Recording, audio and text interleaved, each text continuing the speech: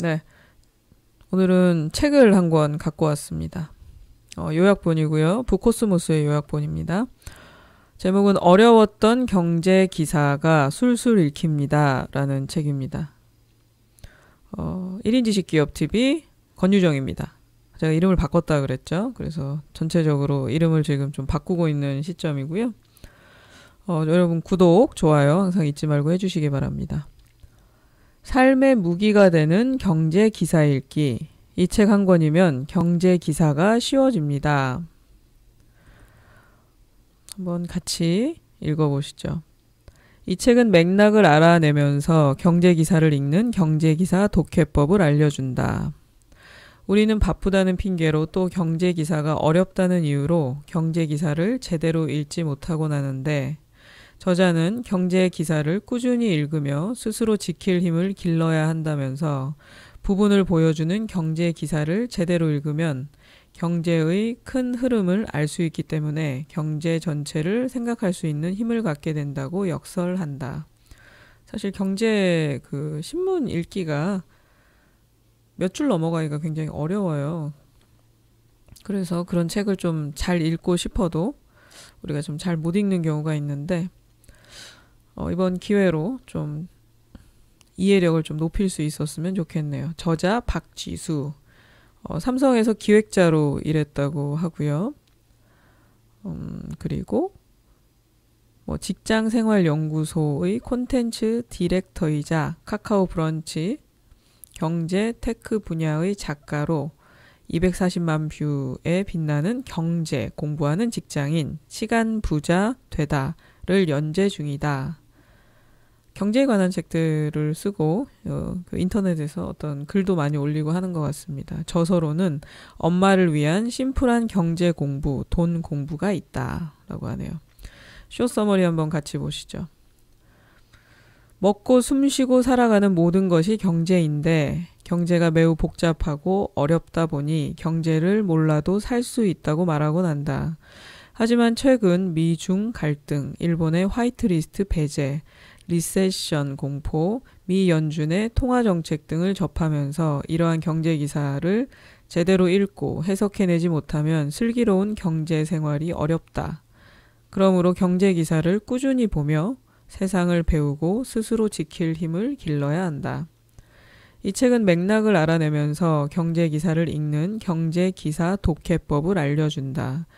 우리는 바쁘다는 핑계로 또 경제 기사가 어렵다는 이유로 경제 기사를 제대로 읽지 못하곤 하는데, 저자는 경제 기사를 꾸준히 읽으면서 스스로 지킬 힘을 길러야 한다면서 부분을 보여주는 경제 기사를 제대로 읽으면 경제의 큰 흐름을 알 수 있기 때문에 경제 전체를 생각할 수 있는 힘을 갖게 된다고 역설한다. 이 책은 3부로 구성되어 있다.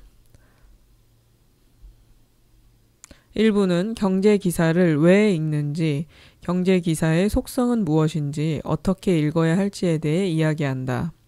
2부에서는 경제 기사를 읽기 위해 필요한 핵심 경제 상식 31가지를 금리, 금융, 주식, 부동산, 환율 파트로 나눠 소개한다.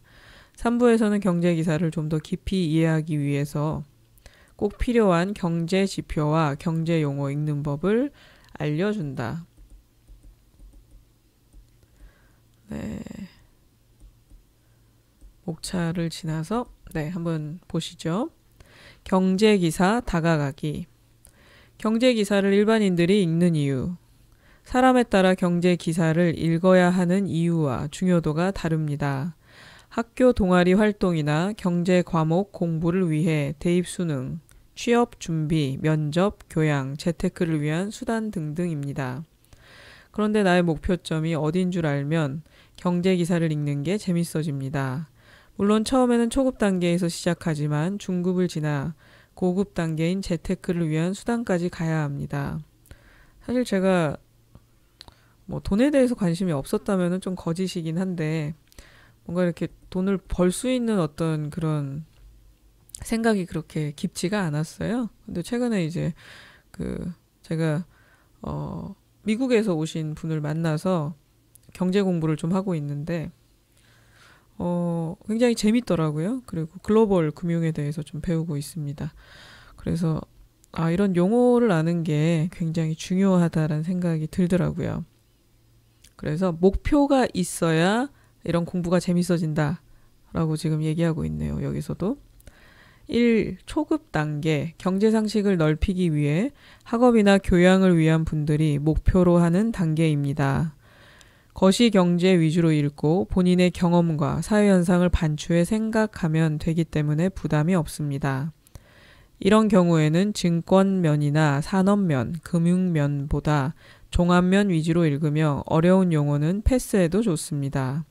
2. 중급 단계 다양한 상식과 복합적 사고로 면접 준비, 취업이나 시험을 준비하는 분들이 목표로 하는 단계입니다.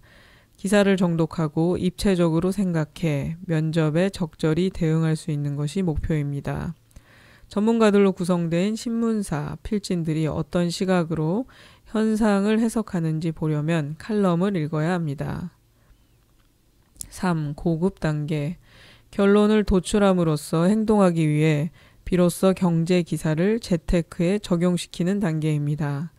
경제는 삶의 곳곳에 영향을 미치기 때문에 돌아가는 메커니즘만 이해해도 효용성이 높습니다. 예를 들어 미국의 애플사가 아이폰 판매보다는 콘텐츠 구독 서비스 형태로 사업 방향을 확대한다고 발표했습니다.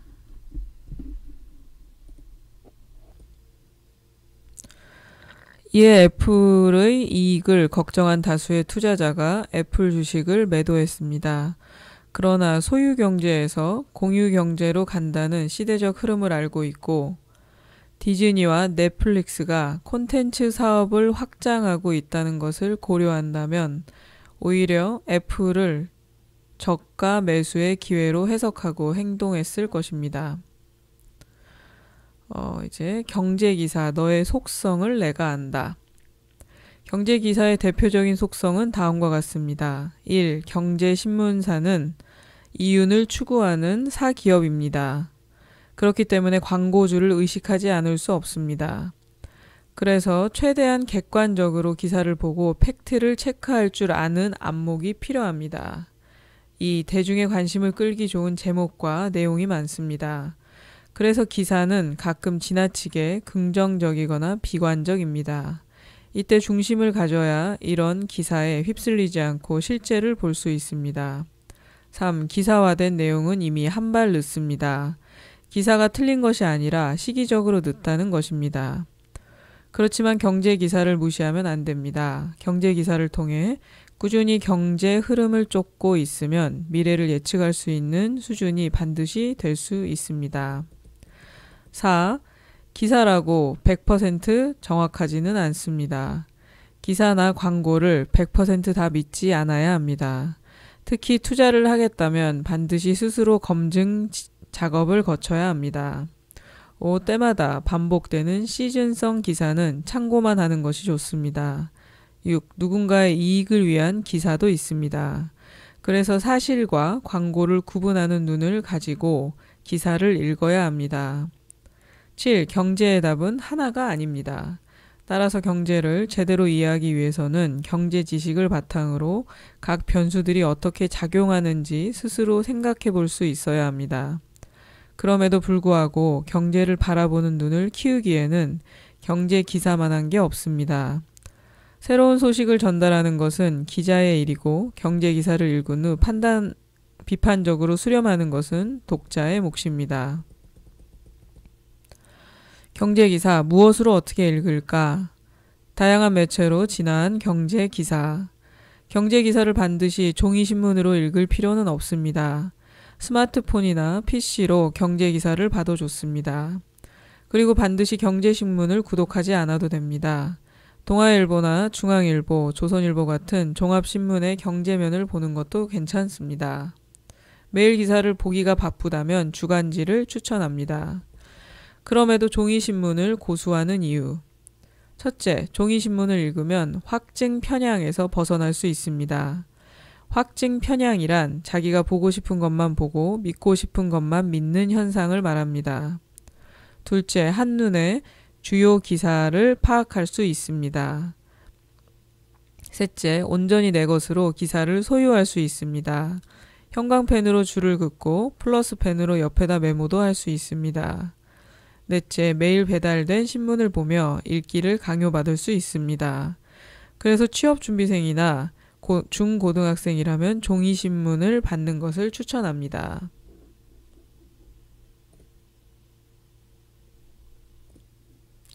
경제기사 읽기 비법은 바로 이거죠.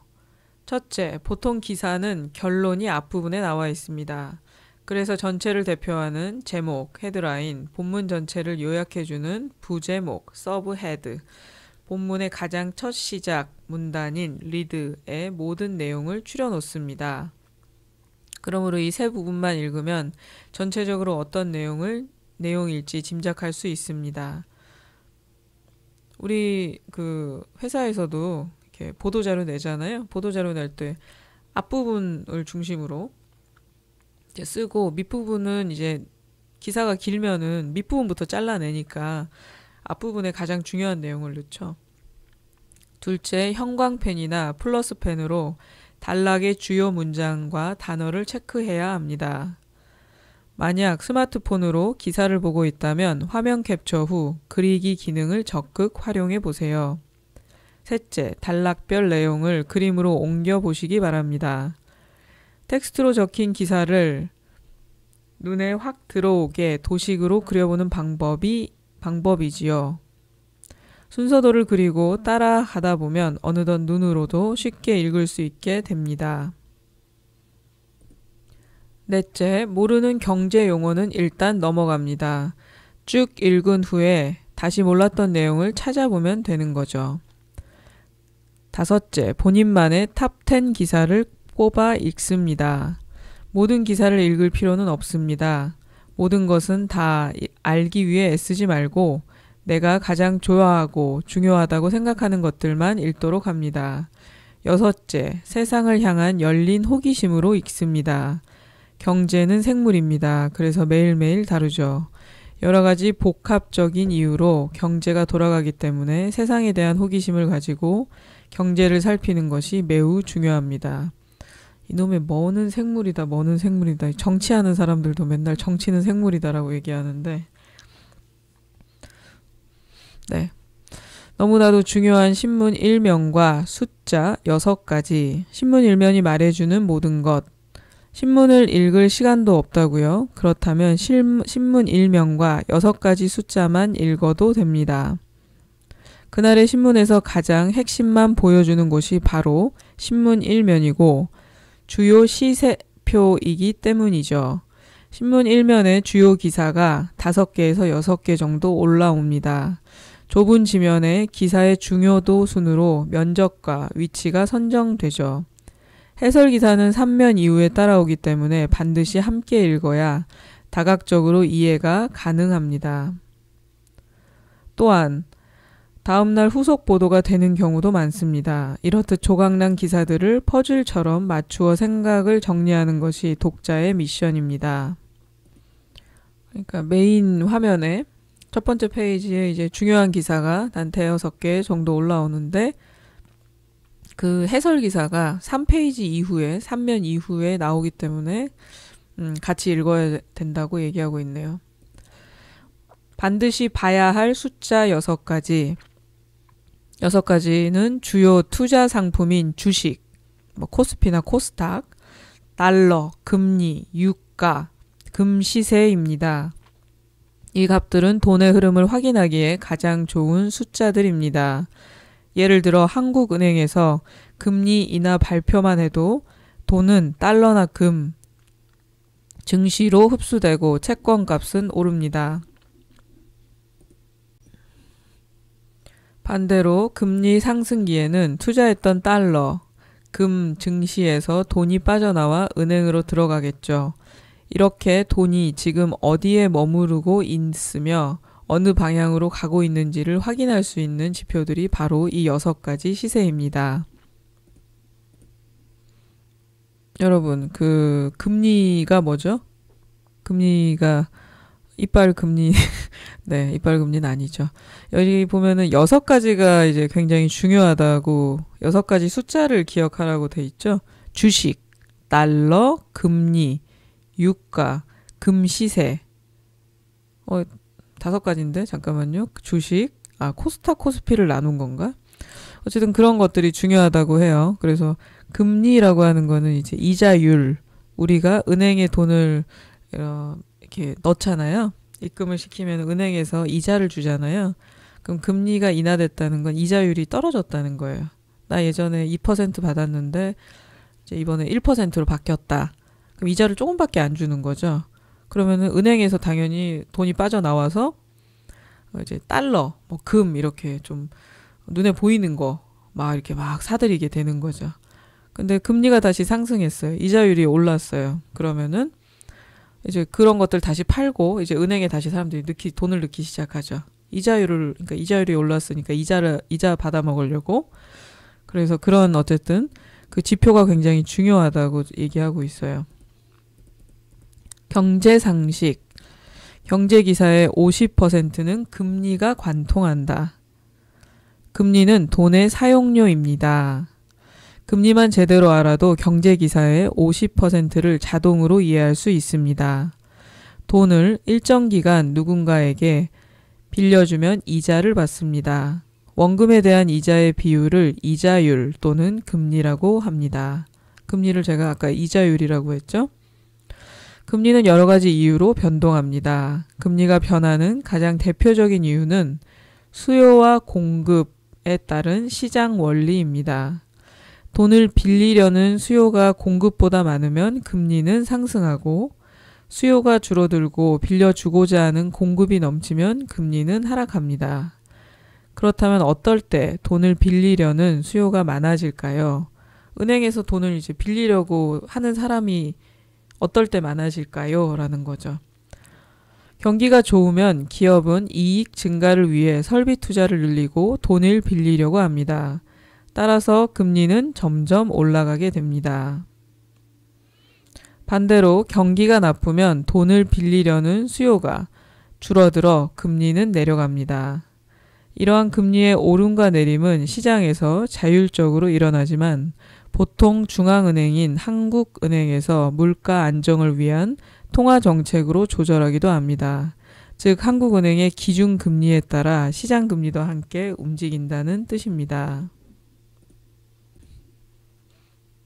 다시 보면은 사람들이 이제 경기가 좋아지면은 기업에서 설비 투자를 자꾸 늘리려고 하죠. 그러면 은행에서 돈을 빌려야 되잖아요. 그럼 은행에 돈이 많이 필요하겠죠. 그러면은 사람들이 은행에 돈을 많이 넣게 하려고 이자를 많이 줄 거 아니에요. 그래서 금리가 오르는 거죠. 그런데 경기가 떨어지면은 사람들이 돈을 빌리려고 하는 수요는 이제 줄어들죠. 그러면은 금리는 당연히 내려가겠죠. 우리가 은행에서 돈이 많이 필요가 없으니까. 그런데 이제 그런 것들은 시장의 어떤 그 오름과 내림에 따라서 자율적으로 일어나긴 하는데 중앙은행인 한국은행에서 물가 안정을 위해서 통화정책을 조절하기도 한다고 합니다. 금리의 다양한 이름들. 금리도 목적과 계산법, 사용기관에 따라 다양한 이름이 있습니다. 기준금리는 한국은행이 물가 안정을 목표로 관리하는 정책 금리입니다. 시장금리는 시장에서 기준금리와 자금 수급 상황, 금융상품 발행자 신용도의 영향을 받아 정해지는 금리를 의미하죠. 한국은행은 금융기관과 환매 조건 부증권, RP라고 하네요. RP 매매, 자금 조정 예금 및 대출 등의 거래를 할 때 기준금리를 적용합니다. 금융통화위원회는 물가 동향, 국내외 경제 상황, 금융시장 여건 등을 고려해 3배수, 3배수의 달 3, 6, 9, 12월을 제외한 8번의 달, 나머지 달 8개의 기준금리를 결정하고 있습니다. 기준금리의 방향과 변동 관련 기사는 경제 전반에 파급력이 크므로 경제 기사를 읽을 때 놓치면 안 됩니다. 그래서 아까 금리는 이자율이라 그랬잖아요. 그래서 한국은행이 그러니까 기준금리라는 건 한국은행이 딱 정해놓는 물가 안정을 위해서 정해놓는 정책적인 금리예요. 그게 기준이 되는 금리를 정해요. 그리고 시장금리는 여기는 뭐 기준금리 플러스 자금 수급 상황, 금융상품 발행자 신용도 뭐 이렇게 얘기했는데 어쨌든 그 시장에 들어오는 사람들이 결정하는 사람들에 의해서 결정되는 게 이제 시장금리라고 생각하시면 됩니다. 그래서 이렇게 금리는 원래 기준금리는 매달 원래 이렇게 정해지게 돼 있는데 여기서는 그렇게 써 있네요. 3, 6, 9, 12월은 제외시키고 나머지 8달 뭐 1, 2, 4, 5, 7, 8, 10, 11월 이렇게 기준금리를 결정하고 있다고 합니다. 그래서 꼭 놓치지 말고 금융기사 읽을 때 꼭 신경 써서 보라고 하네요. 한편 은행에서 일시적으로 돈이 부족한 경우 자금 여유가 있는 은행에서 돈을 빌려옵니다. 이렇게 금융기관 사이에서 단기 자금 거래가 주로 이루어지는 시장에서 형성되는 것을 콜금리라고 부르죠. 그리고 CD, 금리는 양도가 가능한 정기 예금 증서를 말합니다. 은행은 자금 조달을 위해 CD를 발행하고 예대 마진을 고려해 CD 금리에 가상 금리를 더해 다른 대출 금리를 정합니다. CP는 신용도가 높은 우량 기업이 자금 조달을 목적으로 발행하는 무담보 단명 어음입니다. 그러니까 CP의 P가 페이퍼예요. 그래서 그 어음을 발행한다는 거죠. 그래서 커머셜 페이퍼 그게 이제 CP라고 합니다. 고정 이율로 발행되는 기업 어음과는 달리 금리를 자율 결정한다는 점이 CP가 다른 금리와 차이 나는 가장 큰 특징입니다. 한편 코픽스, 코스트 오브 펀드 인덱스라고 합니다. 그게 코픽스겠죠. 그는 2010년 2월 16일 처음 도입된 주택담보대출 연동기준금리입니다. 그전에는 CD금리가 주택담보대출의 기준이었으나 시중금리를 잘 반영하지 못한다는 이유로 코픽스로 변경되어 지금까지 사용되고 있습니다. 네, 이제 점점 어려워지고 있네요. 이제 여기서 보면 콜금리라고 하죠. 콜금리, CD금리, 그 다음에 CP, 그 다음에 코픽스 이렇게 네 가지가 나오는데 콜금리는 A라는 은행에서 돈이 없어서 B라는 은행에서 이제 빌려갈 때 콜이라는 게 뭐 전화해서 이렇게 하는 거잖아요. 부르는 거잖아요. 급하게 돈을 빌려올 때 부르는 그러니까 그 금리, 이자율을 얘기를 하고 CP 금리 같은 경우는 양도가 가능한 예금 증서래요. 그거를 일반 사람들한테도 팔겠죠. 그래서 CP를 이렇게 다 팔아가지고 발행을 해가지고 이제 팔았어요. 그러면 돈이 이렇게 들어오겠죠. 그럼 사람들은 그거를 양도가 가능한 예금 증서로 갖고 있는 거예요. 그리고 CP 같은 경우는 기업이 돈이 없을 때 무담보로 어음을 발행하는 걸 CP라 그래요. 그래서 다른 금리하고 차이점은 기업에서 발행하는 거니까 아무래도 그 금리를 금리가 아까 이자율이라 그랬죠. 그 이자율을 자율적으로 할 수 있다는 점이 있고요. 코픽스는 2010년에 이제 처음 도입된 주택담보대출 연동기준금리라고 합니다. 예전에는 그 CD금리, 아까 CD가 뭐라 그랬어요?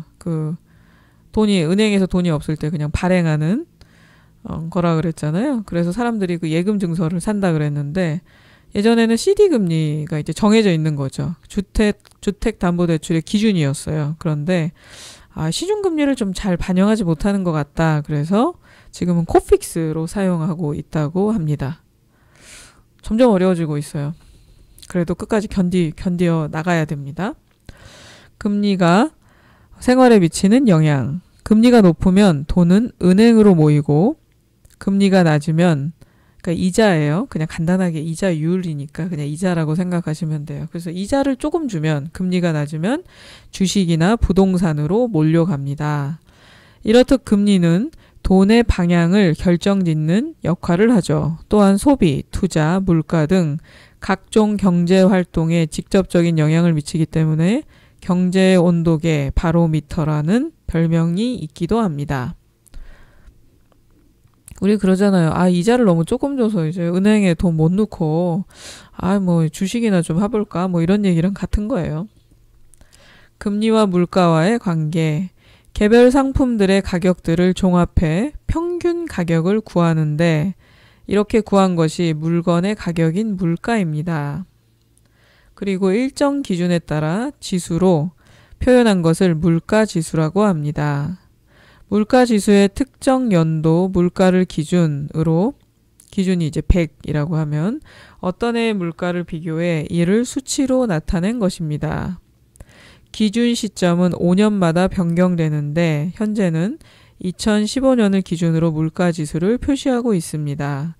이러한 물가지수는 화폐의 구매력이나 경기 동향을 파악할 수 있는 의미 있는 자료로 활용됩니다. 경제기사에서 자주 볼 수 있는 물가지수로는 소비자 물가지수, 생산자 물가지수, 가공 단계별 물가지수, 수출입 물가지수, 농가 판매 및 구입 가격 지수, 농산물과 석유류 제외 지수, GDP 디플레이터 이렇게 7가지입니다. 왜 중앙은행의 금융정책이 필요할까요?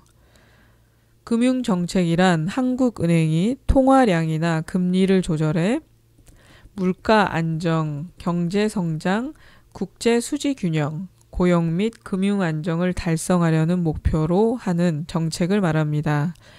비슷한 개념으로 재정 정책도 있습니다. 재정 정책의 행위자는 정부이며 방법은 세입과 세출을 조절하는 것입니다. 한편 통화량이란 시중에 유통되고 있는 통화, 즉 돈의 양을 말합니다. 경제가 성장함에 따라 예금과 대출이 반복됨에 따라 지속적으로 통화량은 늘어나는 게 정상입니다. 하지만 나라의 경제활동 수준보다 더 많은 돈이 시중에 공급되면 경기가 과열되고 물가가 급등하겠죠. 반대로 통화량이 부족하면 경기가 위축되고 물가가 오르며 실업이 증가합니다. 물가 상승률이 너무 높거나 낮으면 안 되기 때문에 한국은행은 그 해의 목표 물가 상승률을 정합니다. 그리고 목표 수준대로 운영하죠. 2.5에서 3.5% 내외로 우상향하는 물가 상승은 괜찮은 현상입니다. 한편 1997년 외환위기 이후 물가 안정 목표제를 도입하여 통화량 중심에서 금리 중심으로 금융정책을 바꿔 나갔습니다.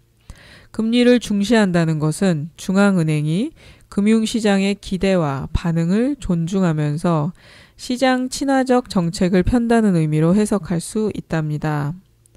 금리를 통해 통화량을 조정함으로써 물가를 안정시키는 원리는 간단합니다. 경기 침체 시에는 금리를 인하합니다. 금리가 계속 말씀을 그냥 반복해서 할게요. 금리는 이자율이라 그랬죠. 그러니까 경기가 별로 좋지 않으면 이자를 인하한대요. 그러면 어떡하겠어요? 사람들이 은행에 돈 맡겨놓는 게 이자 요만큼 10원밖에 안 주네? 그리고 돈을 빼겠죠.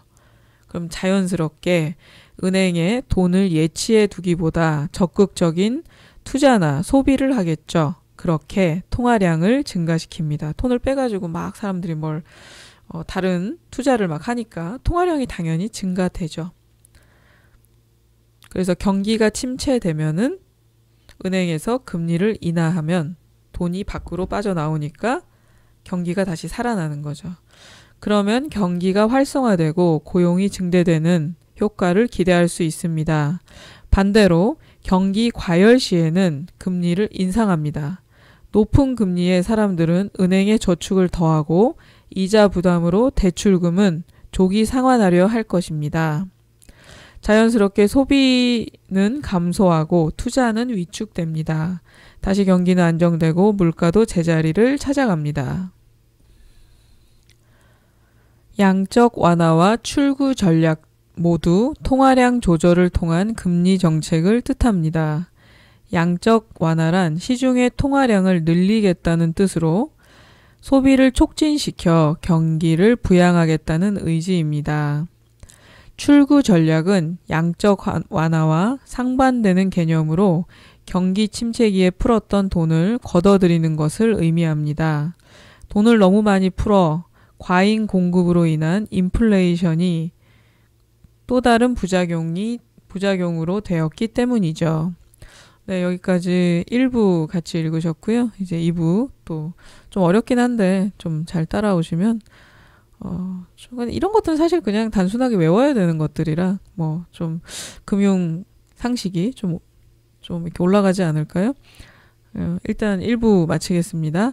1인 지식 기업 TV 권유정이었습니다. 여러분 구독 좀 해주세요. 구독, 좋아요, 알림 잊지 말고 해주시기 바랍니다. 감사합니다.